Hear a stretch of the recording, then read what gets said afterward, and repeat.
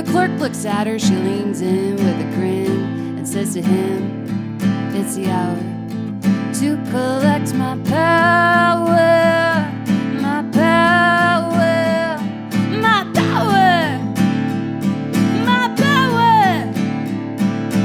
Coming in hot, cool your jets, ready or not. Do your best, do your best.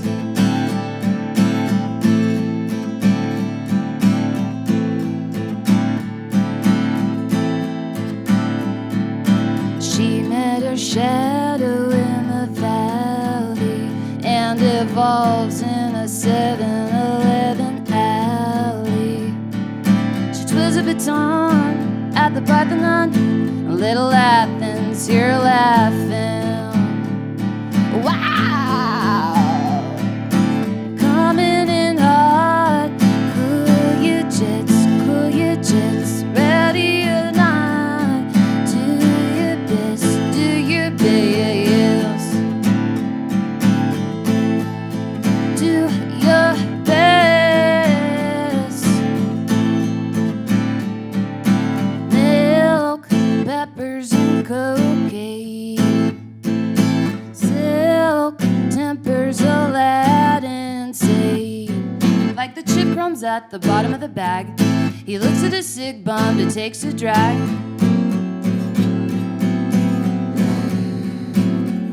He says, Debbie, there's no guarantee your dreams will mean anything.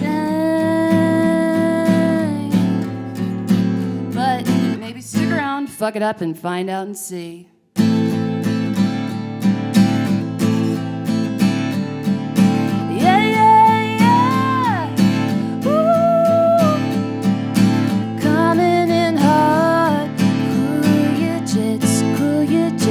Ready or not, do your best, do your best. Do your best, do your best. Put your foot down and put on your crown. Put your foot down and put on your crown. Put your foot down and put on your crown. Your crown, your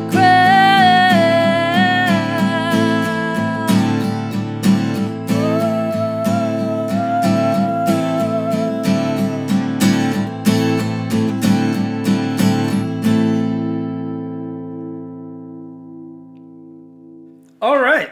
East Nashville Podcast, Season 2, Episode 2 with Mikayla Lewis. Wow, 2-2, I'll take it. Welcome. Thank you for having me. Howdy. Hey.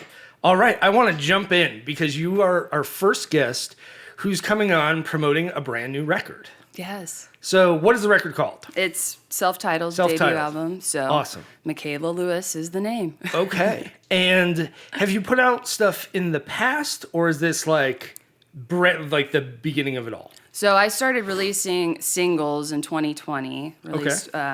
My first one was called Spinning, and there's a music video for that. And then the second one was called No Worries, and that came out in 2021. Also, there's a music video. And then the next two, the next one was Riverman/Shit Show. And that one. You can't swear on this podcast. Oh, my bad. Let me rewind. Wildly false. So Riverman Shit Show and Key. Are Riverman and Shit Show two different songs? It's or is the that... same song. Okay. It's, Riverman, parentheses, Oh, okay. Got it. Show. Got it. So, and then, the fourth one I released was Aki, and Shit Show and Aki are both on the record. So Cool. Yeah, I like that one, Aki. Thank you. It's simple, but lyrically, but I have a lot of fun. Awesome. Musically with it. Okay. I think one of the most interesting things for people who aren't necessarily musicians is to hear about the process of creating a record. First question, how much do you hate all of these songs now? Actually, I grow in fondness for them. That's There's good. some days, when I don't want to practice or something and just Yeah. not in the mood for it. But other days it's kind of therapeutic too, because a lot of the songs I kind of wrote as reminders to myself of, various aspects that I'm going through to, Cool. you know. I guess a good follow-up question to that actually would have been a good question beforehand. But anyway, how long did the record take to make? I would say probably starting from 2020, and then Wow. yeah, I was just kind of feeling my way through it. Yeah. Didn't really have a clear end game. I knew I wanted to do a record, but a lot of the songs I originally wrote and recorded had more of an electronic element to it. Mm-hmm. So then as I was getting more into playing live in the past year and a half, I started thinking about, well, what I wanted to be able to play the album from top to finish live. Sure, absolutely. So that would be, mean just kind of keeping it more simple with, guitar instead of basing it off of electronic drums and Very things cool. like that. Until later, when you get a bigger budget and Of more course. toys to play with. And you so. can hire Yeah, as well, many musicians and yeah. sidemen as you need. Exactly. Okay, yeah, it's interesting because I don't know. I think a lot of the time making an album is such a laborious, long-winded process that I don't know. Every record I've ever made, by the time it's done, I hate every song on it. Mm-hmm. And you come back around, and especially through live performance, you kind of rediscover your passion for them. But I remember even records I've produced, you work so hard on it, and you're listening back, and you're like, oh, Yeah. these songs, because you've been listening to the same anywhere from 4 to 12 songs for months on end. Yeah, and it's such a detailed. Yes, it's of just course. Every little thing. It almost stops being music. Right. Yeah. So then I think definitely taking space and time away from it helps, Yeah. to let it marinate and then come back, and then you can appreciate it Absolutely. more. So it's. So do you have co-writers on this record, or is it all your writing? I wrote it all. Excellent. And yeah, so basically it was writing, from probably before 2020, but just kind of went back through all my stuff. And yeah, then a lot of the songs, probably I'd say half came in the last year and a half. And Cool. So. And so it becomes kind of a catalog of a few years of your life. Yeah. And a reflection of the past decade, I would say, too. Just encompassing different things that I went through and Awesome. reflecting on that. So Is there a particular lyricist that you relate to in your own lyric writing? I would say, my major influences are David Bowie, Cool. Sade, Fleetwood Mac, all the way around, Lindsey Buckingham, Sure. all of them. Also Jeff Buckley, just, yeah. I've got a wide range, definitely. You can hear that on the record too. Thank you. We were listening to it before you got here, and the scope of influences, or even just stylistic influences, really wide. Thank you. I heard stuff where I was like, man, she listens to some punk rock, and then I was like, oh well, there's some R&B stuff, and then was that from the Beach Boys? There's a lot of stuff there. Thank you. Yeah, one of the things is I don't ever want to get bored playing, Sure. the same thing. So I try to make each one sound as different as possible. Cool. But then, keeping it as authentic to myself too as well. Okay. Do you consider yourself foremost a singer, a musician, a guitar player? What is the thing you most identify as yourself? Because we all, even people who are multi-talented play instrumentalists who, write songs. What's the one thing? If you had one thing, what is it? Yeah, I would say vocalist, singer, Cool. singer-songwriter, and that's kind of where my roots are. And guitar, I'm evolving every day with it. Yeah. And it's just one of those things. Some things come more easy than others. Absolutely. So, but I grew up in theater and performing arts schools cool. and doing, choir and vocal training. So definitely the singer aspect is what I identify the most with, and I look forward to, hopefully doing more, as far as having people play for me sometimes so I can free up and just get more expressive with it. Do you do background vocal work for people? I actually did all the backgrounds, well, most of them on Caleb Hayden Christopher's upcoming album. I think it's out on July 2nd. Excellent. So, Caught in the Light, I think is what he Very is cool. titling it. And for new watchers of the podcast, season 1, I believe episode 2 was Caleb. He was also episode 2, okay. Yeah, oh wow, I didn't even think of that. So I guess we might as well divulge to the public that you guys are a couple. Yes, we are partners, and going on 2 years later this year, so How did you guys meet? We met at the old 5 spot. Oh man, that's how me and Ashley met. Oh, yeah, it's definitely a Bermuda Triangle of just people crossing each other's paths. And yeah. It's everything at once. It's kind of, I don't want to. I just almost used the word tornado and be like, maybe not the best word to use. You still just said it, though. Yeah. You can take that out, right, Phil? Yeah, Bleep can you edit that out? I'm not the audio guy. I'll just bleep myself. But yeah, you guys met there too. Yeah. She was, once they reopened from the pandemic, she was one of the new bartenders, I think, as of like July 2021. Okay. And I walked in and I was like, these aren't the fat bearded men I'm used to. She's all right. Yeah, she's a beaut. But at the same time, I was like, I kind of miss the fat bearded men. But, things have a way of working themselves out. Right. All right, let's scroll back a little bit to normal conversation. Where are you from? I'm from Kansas, Wichita, Kansas. Okay. Born and raised. And went to, I have family out in western Kansas, and that's actually where I went to college. And Another good reason not to use the word tornado. Yeah, I definitely grew up with tornadoes. When I was like 3 or 4, I was with my dad, and we were in the drive-thru at Burger King, and a tornado came literally right over it, and he just, it wasn't like a big one. I mean, we were used to it, but he just drove through before we could get my nuggets, and I was very irritated that we didn't get my chicken nuggets. That's a real inconvenience.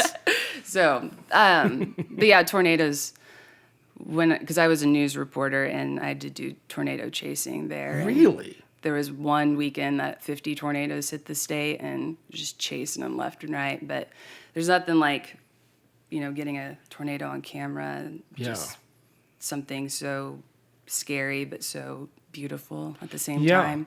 Did you ever have any real big scares where it's like, oh man, that almost got us? Yeah, well, luckily in Kansas, the meteorologists are on it, but they will tell you which way to go to stay, to be able to shoot it, but then not be in the way of it. But there were times they would tell me, yeah, you need to take shelter. And I was in a bathroom at a gas station, and there was 5 other people in there.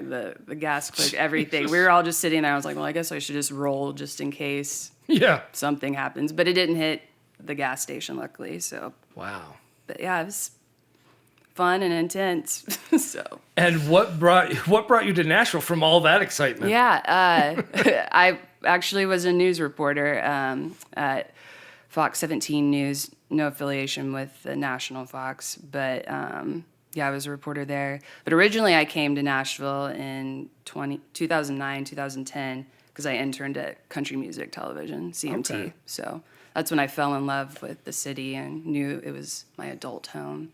Very cool. So when I graduated college, the goal was always to come back.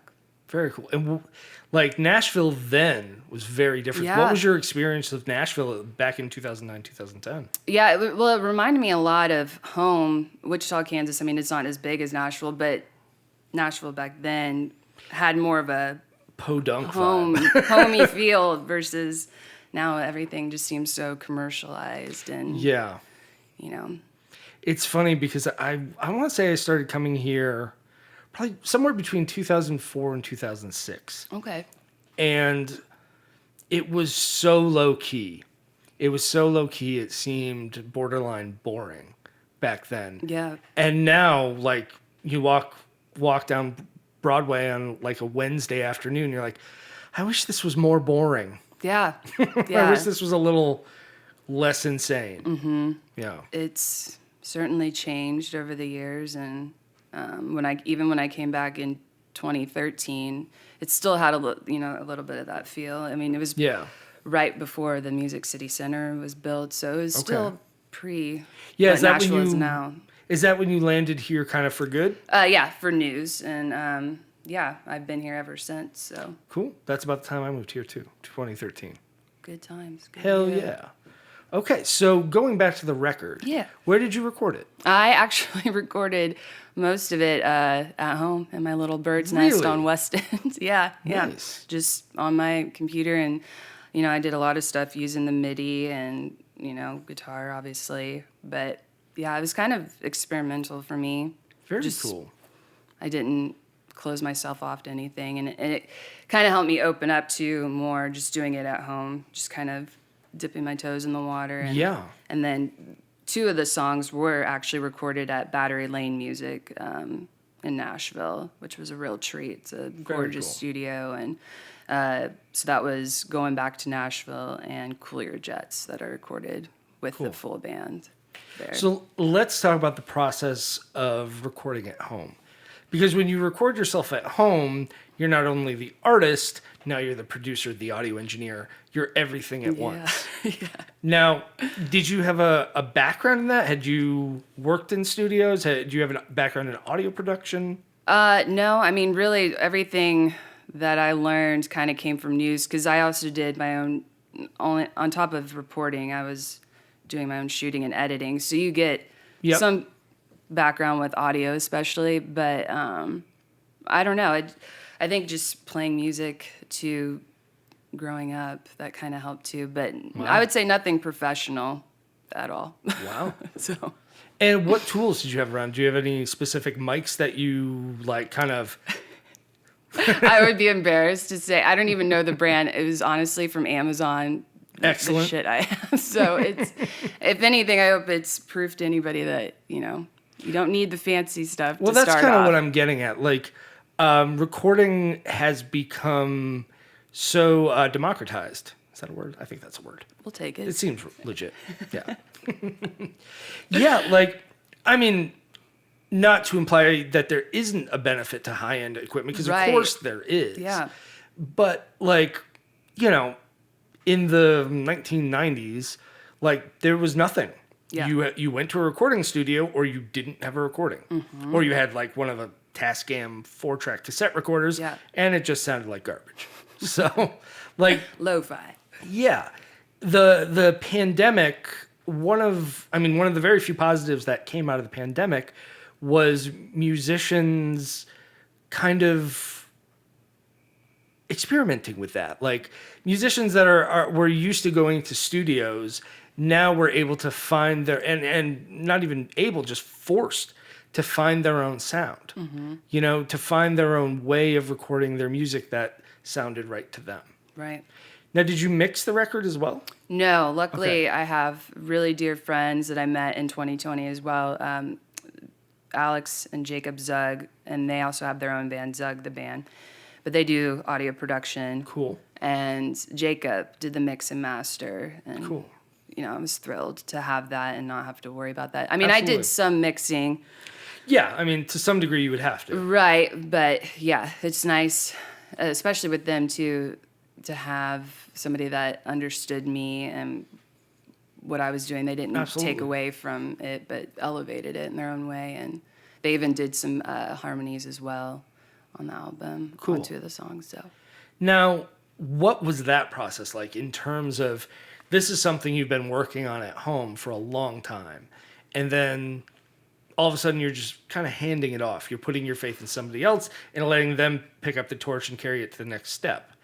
Did you have kind of separation anxiety from it, or did you feel like I'm fine, just make it good? yeah, I would say, because it was kind of a process. I did the first 2 singles, and so I did 4 singles with them. So I had that. We'd already been in the process together. So you already had like a a creative groove. bond. Yeah, yeah. Good. So I trusted them, and then it was exactly what I wanted. So Very cool.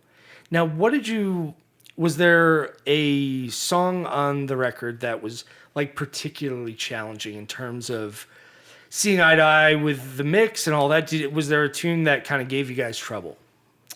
Gosh, I don't think so. I mean, we kind of, because I was still recording stuff even, gosh, we were recording through January and then it came out in March. We said, Wow. the album release show for March. So we just kind of, it was just tunnel vision. Yeah. It wasn't a lot to fret about, just get the shit done as best as possible. And Very cool. so I wouldn't say production-wise there was anything that we tussled over. I mean, I'm really lucky to know those guys are really laid back but get the job done and top notch. So Very cool. Yeah, I've seen all ranges of it. Like one record that I mastered, they completely remixed the whole record like the night before. Like the record was done, they invited me over to listen to it, and I had a few pointers, and they took my pointers and they're like, "Yeah, why don't you go home? We're just gonna remix this whole record." And I was like, "Are you nuts?" Like, wow. But they did it, and it came out great.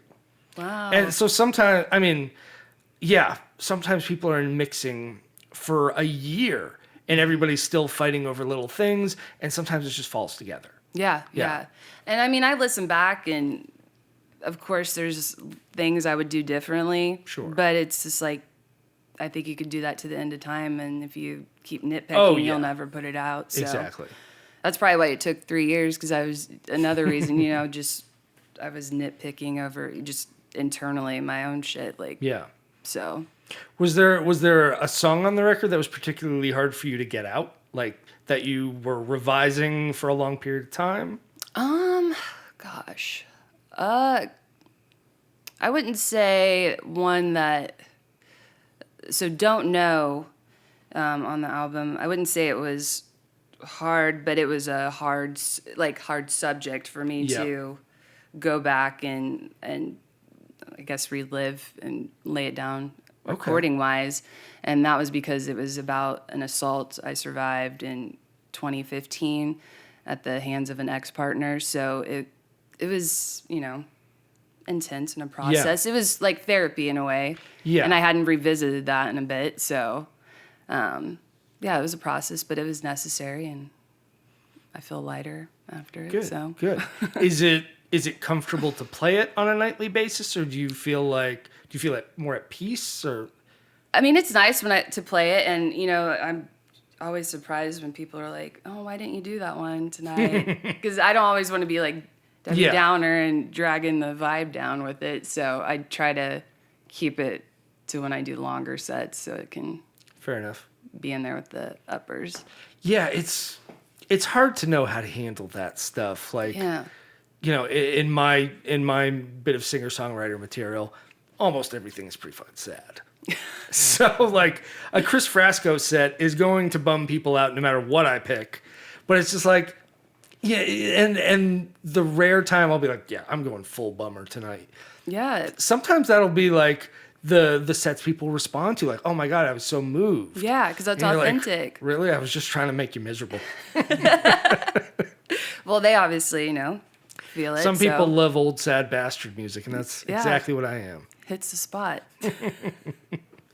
So if there was going to be one Mikayla Lewis song, if you were going to give me a chance on one song, what's the song that people should listen to? I know, that's a tough question. Can I do a tie? Yes. Between Cool Your Jets and Shit Show. Okay, cool. Which one is more fun to play? Gosh. I'd say Shit Show is pretty fun to play live with the full band. Yep. Cool Your Jets is, that's fun to play. And that's, what I'm playing tonight. So it's awesome. Enjoyable too. Excellent. All right. So you grew up in Kansas. Mm-hmm. Was your family always there, or did you move around a little bit? Or no, they were always there. My grandpa and I have several family members that have farms out in western Kansas. So I grew up going out there in the summers and on breaks and having a blast. So I'd go out there. I took a bunch of friends out there in 2020 to my grandpa's farm, and we had a good old time. Nice. So, but yeah, they're all pretty much Kansas City, Western Kansas, and Wichita area. I legitimately thought you were from Missouri. I have no idea why. Well, Kansas City's halfway there. Yeah, not too far off. Similar accents. Yeah. Not really one. You have like the broadcaster accent. You don't really have an accent. That my friends used to be like, do your TV, usually it was when drinking was involved, but they'd be like, do your TV news voice. So I'd have to pull that out and all that stuff. Reporting live, Mikayla Lewis. So the area that I grew up in, like Western Massachusetts, Connecticut, upstate New York, is famous for that sort of accent. Like, I don't know. It's just kind of, well, now my accent's muddled from living in Boston for years, New York for years, and now here for years. Yeah. Now, who knows what comes out of my mouth. It's a blend. I was in the Sip Cafe drive-thru one day, and I ordered a black coffee. And, like, the person at the drive-thru just looked at me, and I looked back, and I was just like, I don't know. I don't know. I'm sorry. I'm tired, and apparently I have this Long Island streak in me today. Just give me my coffee, and I'll... It slips out every, And I've never talked like that. I never had a Long Island accent. Yeah, well, I think people absorb it, too. Yeah. Caleb, him being from Alabama, I absorb that like crazy, and it just comes out sometimes, especially when I'm around him. So it just happens. And then I don't know where I thought he was from. That's one of the funniest things about this podcast. People I've known for years, I'm like, hey, where are you from? And they answer me, I'm like, really? I didn't think that was the case. Well, it's a good way to get to know your pals. Yeah, that's pretty much what this podcast is for. It's so Phil and I can drink whiskey together, and I have a reason to, like, interrogate my friends. There you go. There you go. So who are your big musicians growing up? You mentioned David Bowie already, which is really funny because I hear a lot of Bowie in Caleb's music. And when I mentioned that to him, he's like, oh, no, I don't think so. Like, that's not something. It's not intentional. Yeah, but it's there. Yeah, and Lou Reed, I hear a lot of that, too, and his stuff, so. Yeah. Who are your big influences for songwriting stuff? Well, gosh, I know I already kind of asked you that question, but I mean, like, directly for this record, who would you say? I'd say, the ones I mentioned, but then also, like, Talking Heads, Big David Byrne, and just, once again, exploring as many genres as possible. Alanis Morissette. I think a lot of people can hear a lot of 90s alternative in there. Definitely. Which, Chris Cornell is one of my big, especially vocally.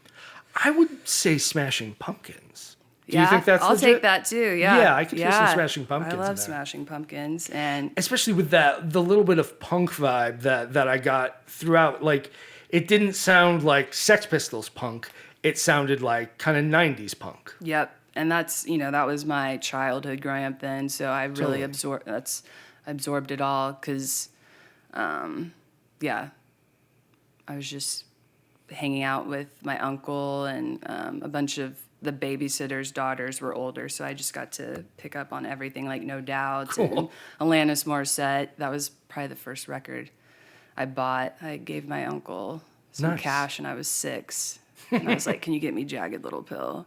And he did, because my mother wouldn't let her 6-year-old daughter have it. So. Oh, man. I had to fight so hard to get my hands on Nirvana when I was a kid, because my mom was like, I don't know, I think she just saw the headline about Kurt Cobain killing himself and was like, well, if my son listens to this, he's going to do the same thing.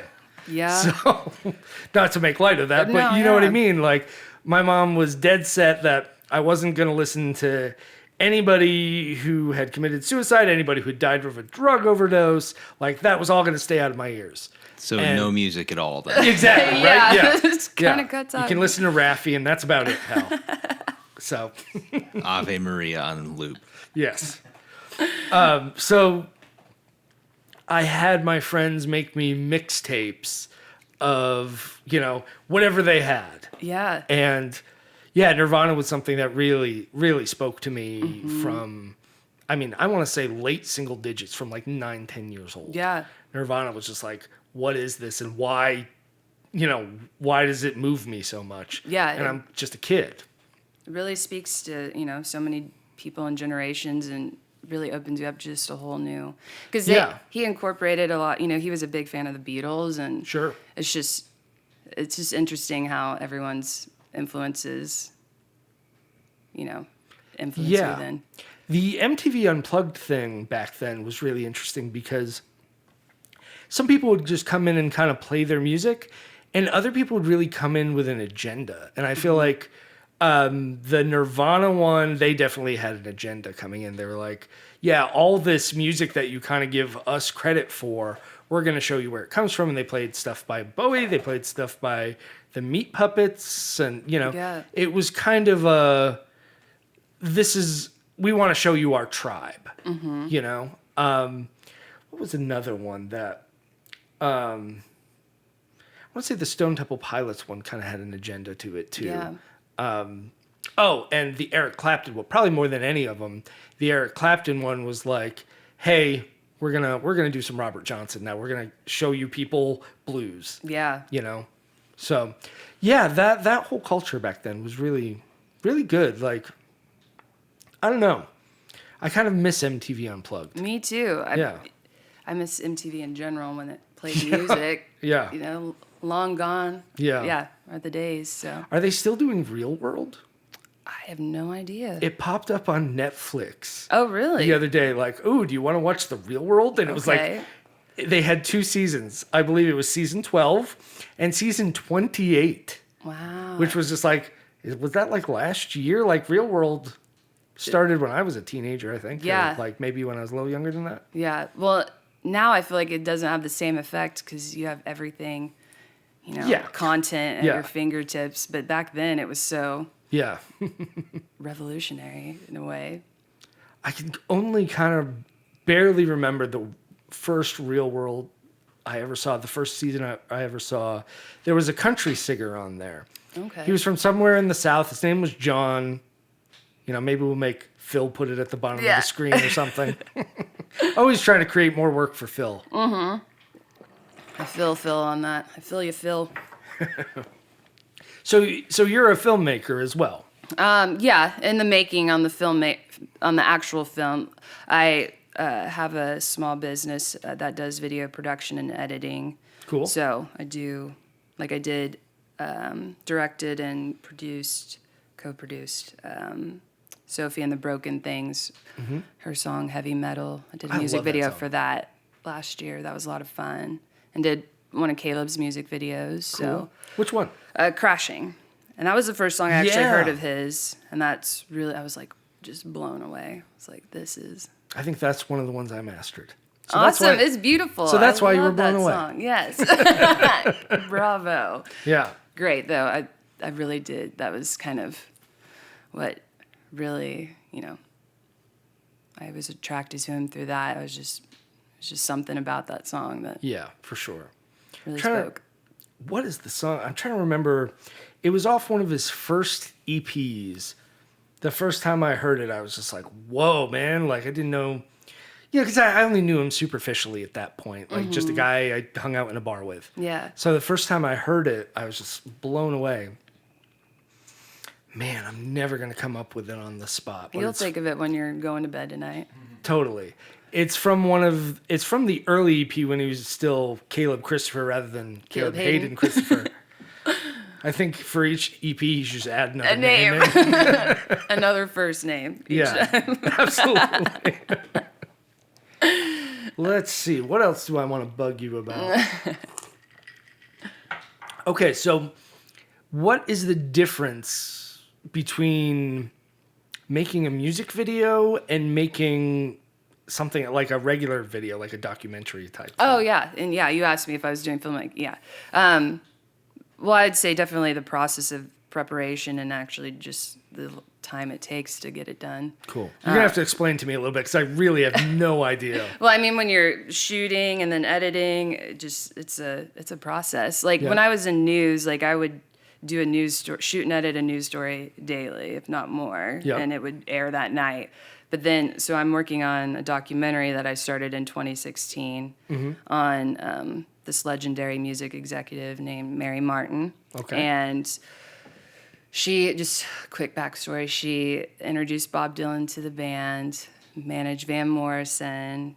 She convinced Leonard Cohen to, well, she recorded his demo in her bathtub in New York. And then In her bathtub? Yeah, yeah. All right. So, because of the acoustics, they just did it with the tape recorder. And Wow. so she worked for Albert Grossman in his office for a bit. But then, she managed Emmylou Harris, Vince Gill, all these people, Rodney Crowell. I mean, the list goes on. But yeah, so I've been working on this documentary since 2016, since I met her. And it's obviously I wanted it done years ago, but it's, it's just a process. And it's my first feature-length documentary that I've done. So I was going to say, like, documentaries, music videos, self-producing records. When do you sleep? Well, it takes time, so there's sleep in between. And Well, talk a little bit about the self-discipline of all this, because when you're the director of a documentary, when you're self-producing a record, like, there's nobody there to push you, right? The discipline is a real part of it. Talk a little bit about that. Well, yeah, when I left News, it's different when you don't have someone overseeing you. Totally. You got to be your own hound dog in a way to Well, there's keep no on it. deadlines when you're working for yourself. Right. But then I think when things aren't done in a certain time frame, then you're like, oh shit, like, I don't like this feeling of it not being done yet, so I'm going to get it done. So, like, that was what happened with me with the album. Like, I didn't have it done, but I gave myself a deadline 6 months from it after I had so many songs recorded, but then I was like, I just need to get this done. So I just set a date, and then... Now, are you like a type A, like, I have a list here, I need to accomplish these 6 things today, and here we go one by one? I'm a huge fan of lists, and I have like a written out planner that I prefer. I'm a fan of being as organized as possible, but I'm a even bigger fan of just going with the flow, because nothing ever really stays on schedule, Yeah. I can't tell you how much I wish I was one of those type A people. Yeah. Because, like, I don't know, I feel like my process is like, okay, I've recorded vocals. Now I'm going to sit on the couch for a week and hate myself for every bad note that I had to edit out of those vocals. You know? And then maybe next week we'll get to guitars. Yeah. No, it's just a process with kind of surrendering to it too. Yeah. Seeing where it takes you, because you don't want to suck out the fun either of, the creative. There's fun? Flow. It should be, at least, right? It's about the journey, not the destination, right? I don't have the type A thing, but I have the perfectionist streak where I just ruin everything for myself. Yeah. That's just not a way to live. That's kind of what I'm learning myself at this time. I'm getting better at that as I get older. That it's just like, sounds good enough, And the difference between something that's performed perfectly and something that's more heartfelt, that can be a tough balance to achieve. Yeah. It really can. Sweet. But I think people, like I said, people really pick up on the authenticity. Definitely. And that's what resonates, I think, the most. So. Yeah. Especially with all the AI and the auto-tune bullshit. It's just anything can be perfect. Yeah, it's funny how that isn't so hard to achieve anymore. Yeah. And that the more perfect something is, the more potentially boring it becomes. You know? Yeah. Did you use auto-tune on this record? No. Good. That's, I think, where I draw the line. And I mean, I think, another influence of mine is the Police and Sting. And on one of their songs, I think Roxanne, he laughs at the beginning, and they kept that in, and that adds so much character. Yep. And on my song No Worries, which isn't on the album, but it's the second single I released, and the guitar was slightly out of tune, but it kind of fit the vibe too of No Worries. So the record I most recently produced, the piano was slightly out of tune, and not enough where it's like, oh, that piano's out of tune. It's out of tune in a way that gives you like a saloon vibe. It's just it's just a little extra jangly. Yeah. You know? And it stands out in a cool way that I think, because the record doesn't have a lot of straight up countryness to it. But I think at the heart of it, these are kind of country songs. So like the jangly piano kind of brought back in a little bit of the country music vibe. Yeah. So it's funny how these happy accidents can kind of come to define the sound of something. Yeah. But you got to stay open to it. And I think that's where it's good to not be so tight on the reins. You know? Yeah. It's crazy how that really is such a process of creativity, is figuring out, you know, when, just kind of learning when to know that something just fits, right? And be like, oh, I totally screwed that up, but it's so much better this way. Yeah. And, you know, just sometimes just keeping it simple too. You know, sometimes I've recorded stuff and added so much stuff to it. Scaling back really helps. And I learned that Prince did that with When a Dove Cries, and he took out so much stuff, including the bass, with it being a bassless song, but it's still such a knockout. I don't know. You just got to stay open to it. Yeah. I mean, something that strikes me a lot nowadays is short songs. When people can write a song that's 90 seconds or less and get a point across, that always kind of blows me away. Like the minimalism of that and the lyrical concentration to make a point and get out that quickly. I would love to make a song that short. I think 2:30 is the shortest one I got, or 2:20 something. So yeah, I feel like I've been writing songs for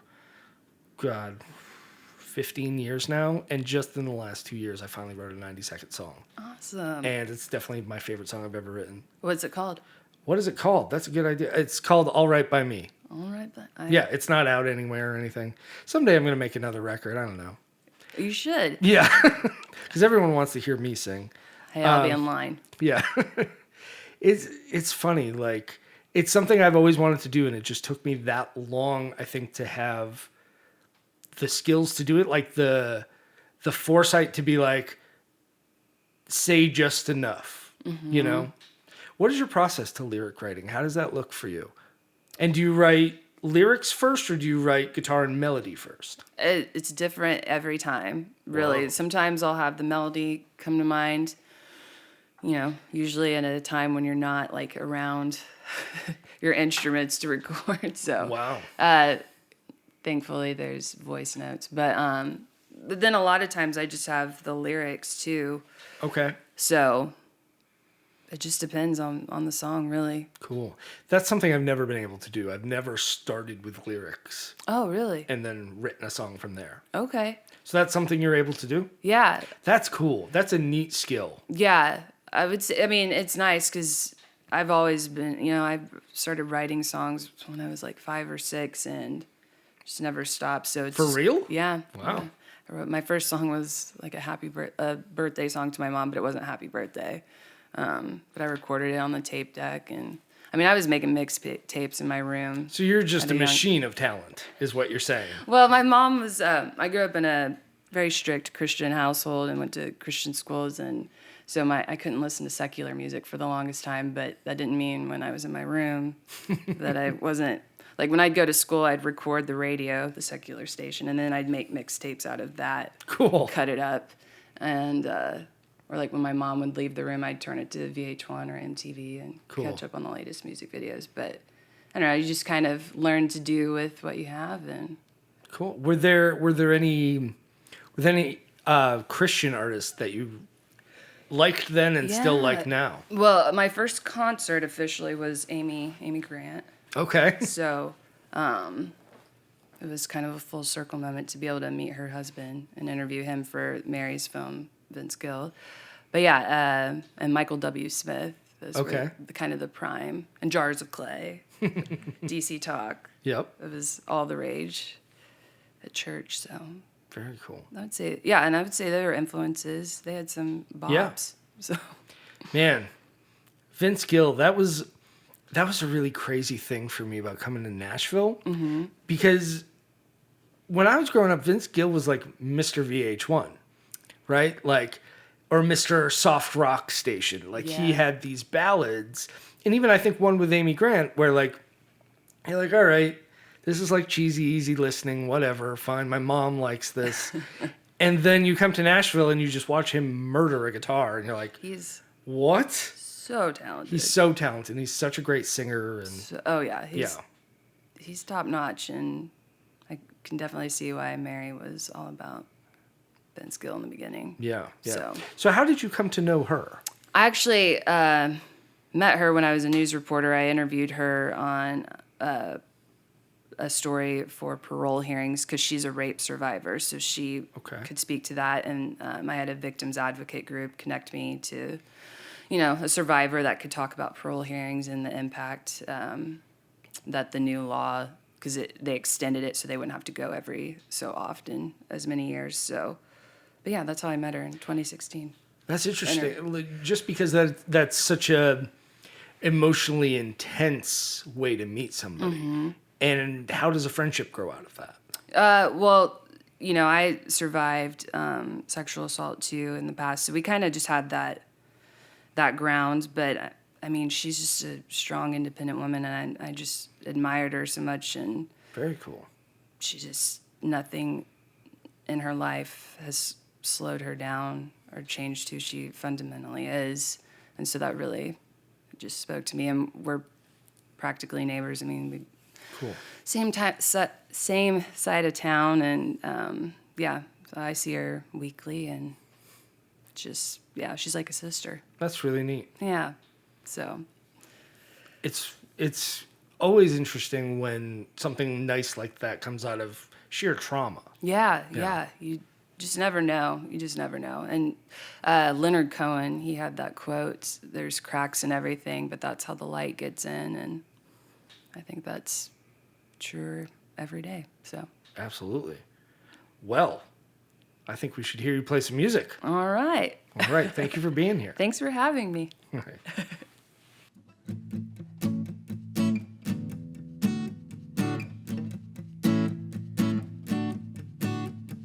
You make me blush.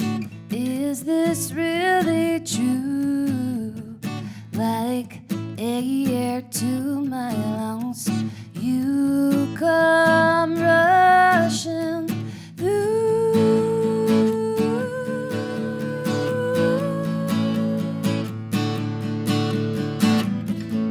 Let's face it and embrace this, you and me and all the space